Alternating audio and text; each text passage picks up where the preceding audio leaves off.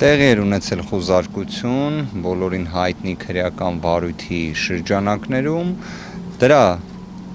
արդյունքում, այսպես ասած, մեր գործողությունները լինելու են բողոքարկումը եւ հետեւողականորեն նշվածը կիրացվի։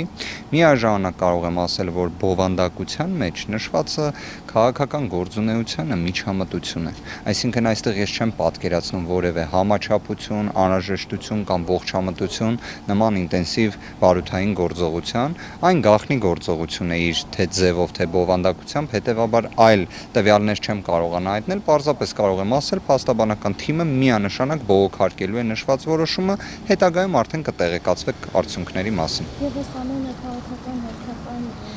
ճնշում է։ Ես կարող եմ հետևյալ կերպ ձևակերպել, որ նշվածը քաղաքական գործունեությանը միջամտություն է։ Ի վերջո պետք է հաշվի առնել, վստահ եմ իրենք էլ տեղեկացված են, այսինքն իրավապահ մարմինների ներկայացուցիչները, Նարեկ Կարապետյանը ունի ազգային ժողովի падգամավորի կարգավիճակ։ Այլևս ազգային ժողովի 9-րդ գումարման աշխատանքների նախապատրաստական ամենակարևոր փուլն է։ Այդ տեսանկյունից էլ նման գործողության իրականացումը պատկերացնում եք ինչ բարձր աստիճանի հիմնավորվածության, պատճառաբանվածության շեմի պետք է համապատասխանի, որոնցից որևէ մեկն էլ չկար։ Դրա համար եմ ընդգծում, որ փաստաբանական թիմը բողոքարկելու է, հետագայում արդեն արդյունքների մասին կտեղեկացվեք։